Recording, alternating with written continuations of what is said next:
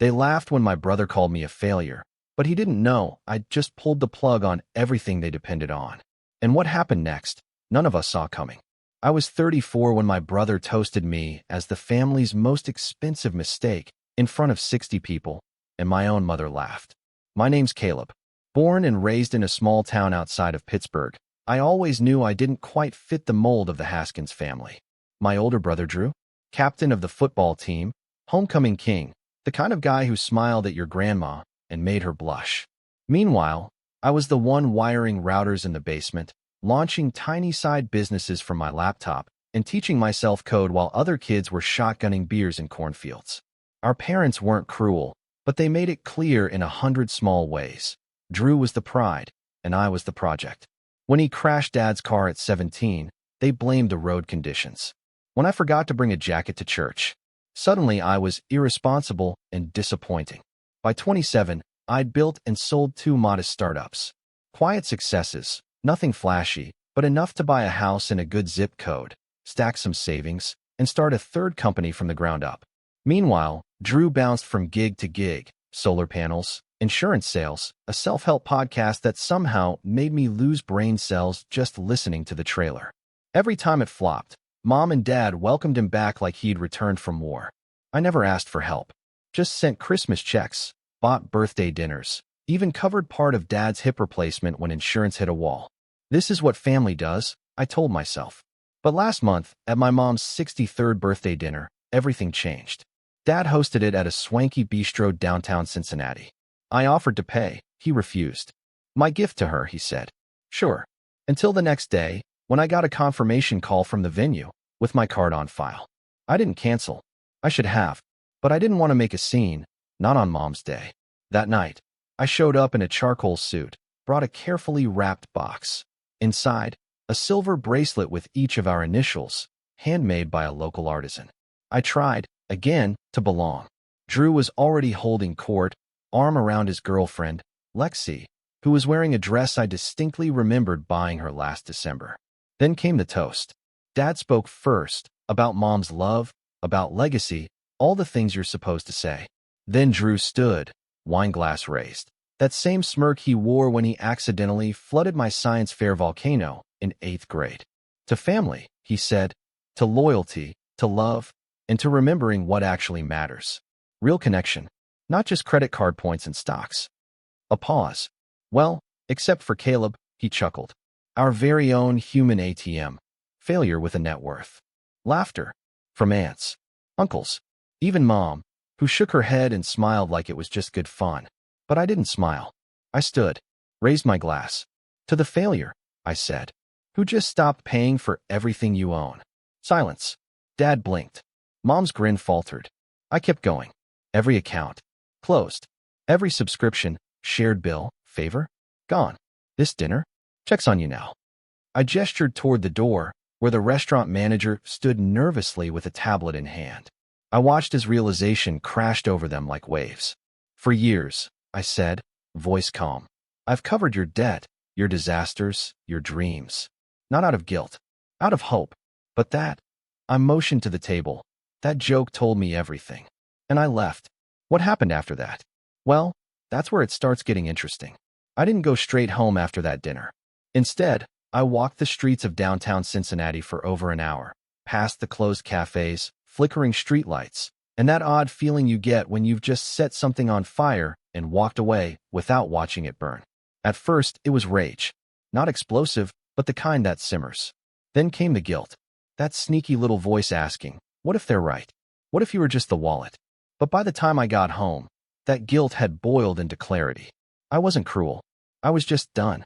There were 2 voicemails from Dad. One tight and formal. Caleb, you embarrassed the family tonight. This is not how we handle things. Call me back. Let's fix this. Then Mom's, soft and pleading. Sweetheart, I think you misunderstood Drew's joke. He didn't mean it like that. Let's meet tomorrow. Just us, okay? Over lunch. And Drew? 7 texts in a row, classic Drew style. Wow, way to overreact. So what? You're cutting everyone off because of a joke. Enjoy being rich and alone, loser. The kicker? A meme. Some smug cartoon of a crying guy in a mansion. But the next morning, things got real.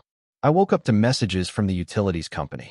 The family's lake house, water and power accounts suspended. My group cell plan, deactivated. Dad's emergency fund, which I discreetly topped off every December, emptied. It wasn't symbolic.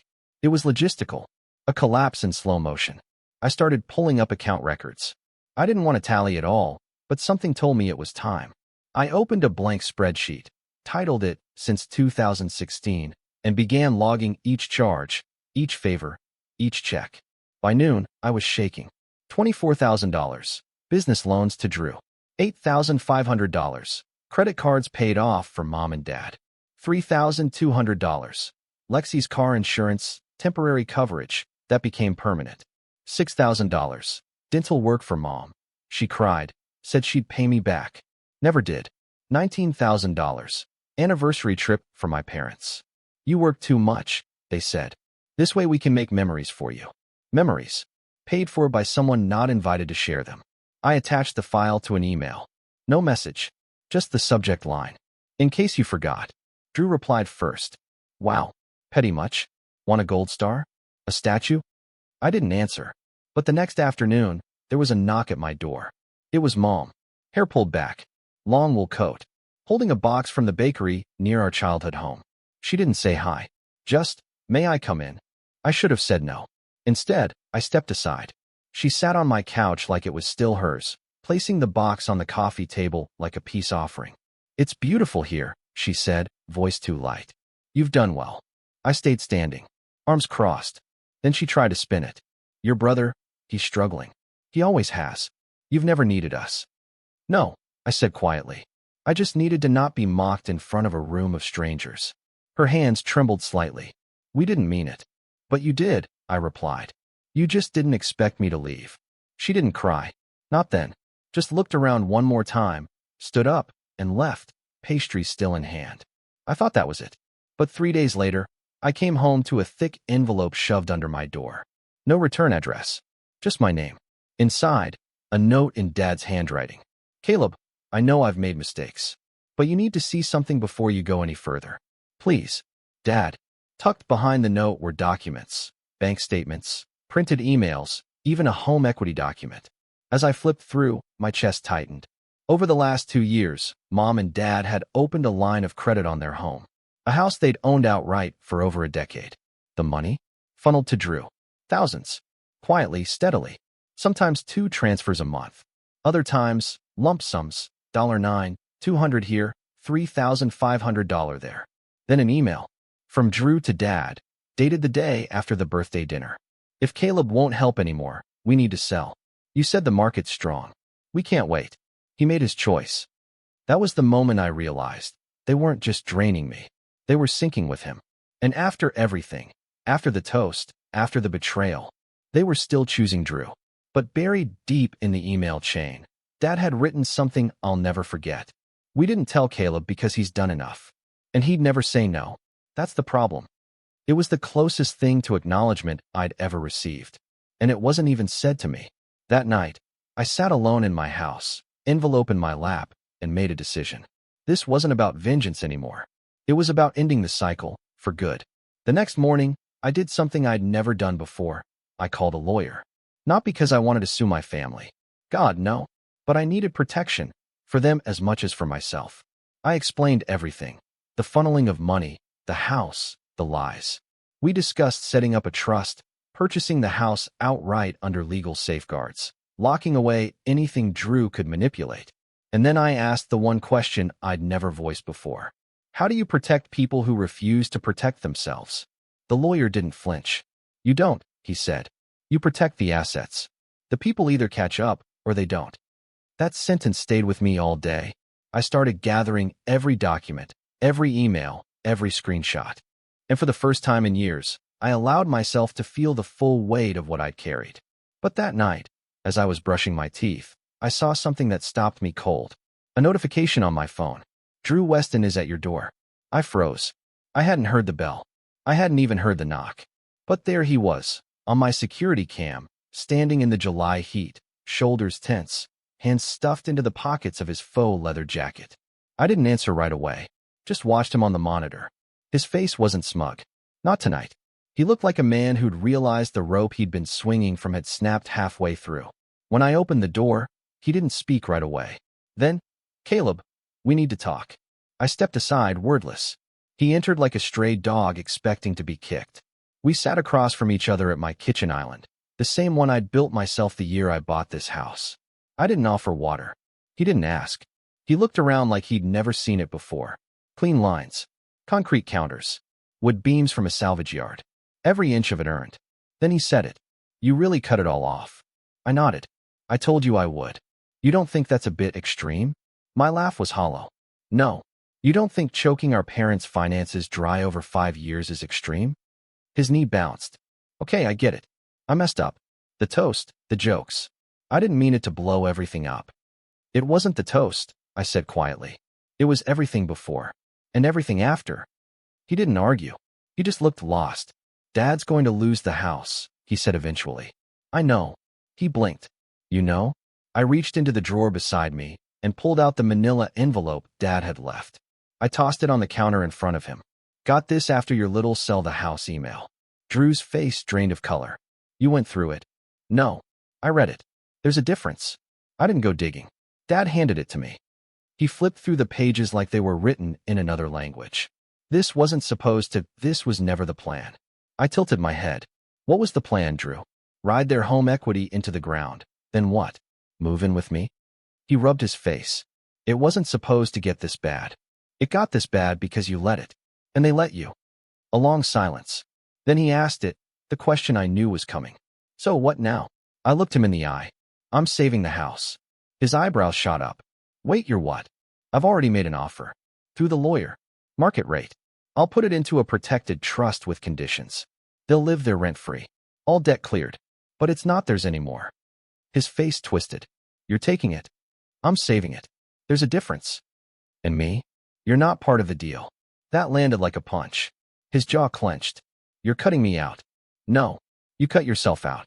I just stopped funding the rope you were using to strangle the rest of us."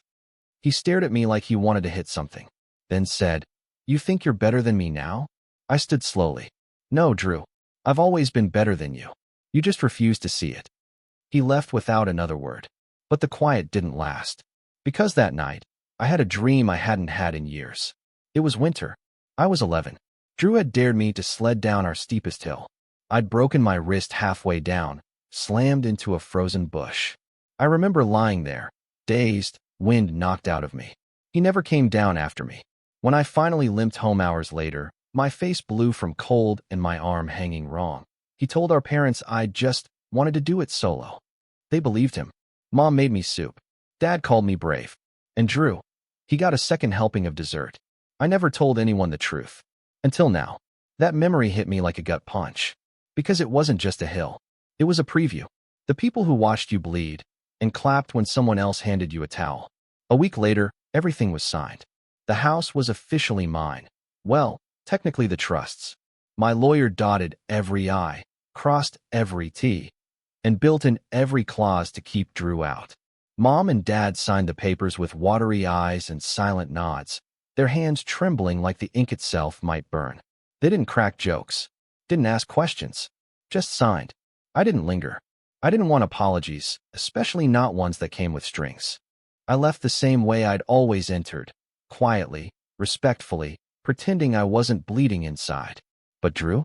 He wasn't done. That Friday, I got a text. Just one. "You win. But you're still alone." I didn't reply, but I should have known better. Because Drew never just loses. He sets fires and pretends they're candles. 3 days later, I got a call from my lawyer. He sounded breathless. "Caleb, we've got a problem." Turns out, Drew had filed an anonymous complaint with the county probate office, claiming that I'd manipulated our parents into transferring their property under duress. That I was exploiting two emotionally vulnerable seniors for personal gain. That I'd isolated them and leveraged their finances for my own empire. The kicker? He submitted a forged text thread. Made it look like I'd threatened them. And just like that, everything was under review. My hands went cold. Not because I thought it would work. My lawyer was already shredding the evidence. But because I suddenly saw the long game. Drew didn't need to win. He just needed to smear the walls on his way out. That night, I sat alone in my office, scrolling through old emails, photos, tax documents, anything to show how clean this deal had been. Then I saw it. An email. From Mom. Dated 4 years ago. Sweetheart, thank you again for covering the lake house plumbing. I know we said we'd pay you back, but, well, you know your father. Thank you for always being the steady one. It wasn't dramatic, but it was proof. Proof that they knew. That they'd leaned on me for years. That this wasn't manipulation, it was a pattern. I sent it to my lawyer with a subject line, for the file. Then I stared at the screen. And I cracked. Because it wasn't about the money anymore. It was about the narrative. For years, Drew had twisted every story, turned every sacrifice into suspicion, every dollar into an insult. And now he was trying to rewrite the ending. Not this time. The next morning, I drove to my parents' house. I didn't call ahead, didn't knock gently, just walked in with a folder under my arm. They were in the kitchen. Mom was slicing peaches. Dad was stirring oatmeal like it was the only thing left in the world he could control. They looked up when I entered. Silence. I dropped the folder on the counter. Drew filed a complaint, I said, voice flat. He says I manipulated you. Mom flinched. Dad looked at the folder but didn't reach for it. I need you both to make a statement, I continued. To sign something, under oath. Saying you knew what this was. That you agreed. That this was your choice. More silence. Then Mom's voice, barely a whisper. He's our son. No, I said. He's your habit. That made her look at me. You've spent your lives rearranging reality so Drew could sleep at night. I'm not asking for love. I'm asking for the truth. Dad finally spoke. You don't understand what it's like, watching your child fall apart. I do, I said. Because I've been doing it for a decade. That landed hard. I won't let him take this from you. I said, softer now. But I won't let him ruin me, either. I pushed a pen toward them. Mom took it. She signed first. Dad followed. No words. Just ink. When I left, the air outside felt thinner, like I'd finally opened a window in a room that had been sealed for years. But the next part? That was the real twist. Because that night, as I sat down to eat, my phone buzzed with a new email. From Drew. No subject. No greeting. Just one line. You think I'm finished? You have no idea what I know. Attached? A photo. Grainy. Zoomed in. My old high school yearbook photo, marked up with red pen. A map of my former addresses. A screenshot of a private email I'd sent to my first investor. The one who ghosted me years ago. He wasn't just angry. He was unraveling. And the worst part? He wasn't bluffing. Because there's one thing I haven't told you yet. Something I buried a long time ago. Something only Drew knows. And if he reveals it, he could burn everything down. The photo. The map. The screenshot. It was like a threat delivered with surgical precision. But what chilled me wasn't the content. It was the intent. Drew wasn't just angry. He was trying to remind me that he still held something over me. A secret I'd buried so deep, even I had almost convinced myself it didn't matter anymore. I stared at the email for a long time, my dinner cold on the table. Then I opened a drawer in my desk, the one I hadn't touched in years, and pulled out an old leather-bound journal. Inside, between pages smeared with coffee stains and startup sketches, was a photo. A different photo. It was from 12 years ago. A house fire in eastern Ohio. An unlicensed property. One I'd bought under a dummy LLC in college for a coding startup I was trying to get off the ground. It caught fire one night. Faulty battery charger. No one died, thank God. But the insurance fraud? That part, that was real. I hadn't meant to lie. At first, I thought I could fix it, handle it quietly. But I panicked. Claimed it was fully operational, fully insured. It wasn't. The payout kept me afloat long enough to launch the first company that changed my life. I'd built my fortune from that mistake, and the guilt followed me like smoke. And Drew? He was the only one who knew. He'd been there that night. Watched it burn with me. Promised to keep quiet. For a cut. I gave him $10,000 and told myself it was the cost of silence.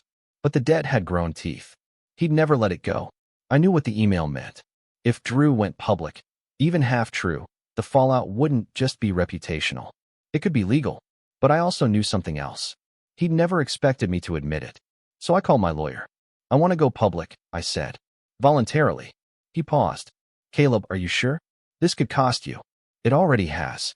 That night, I sat down and wrote a statement. I told the truth. About the fire.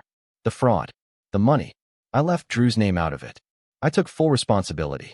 Then I sent it to a reporter I trusted, someone who'd once interviewed me after a charity tech project I launched. Then I waited. The fallout was immediate. News outlets ran it as a tech CEO's shocking confession. Clickbait gold. Investors were furious. One partnership backed out. A few friends distanced themselves. But others? Others reached out with support. Not because they condoned it, but because I owned it. And Drew? He imploded.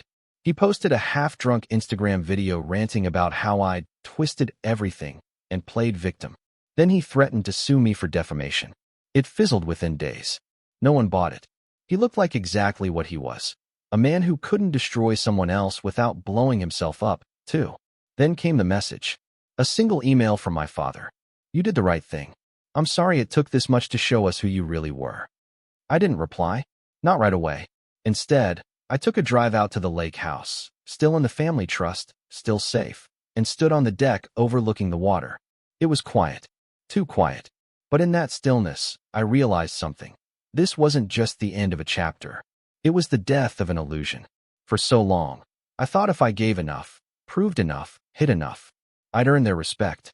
But respect given through guilt isn't respect. It's fear. And I was done being afraid. These days, I still see Mom sometimes. Quiet lunches.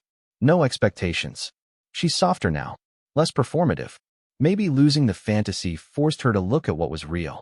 As for Drew, last I heard, he moved to Nashville. Tried stand-up comedy. No, seriously. Someone sent me a clip once. He bombed hard. He still hasn't spoken to me. And I'm fine with that.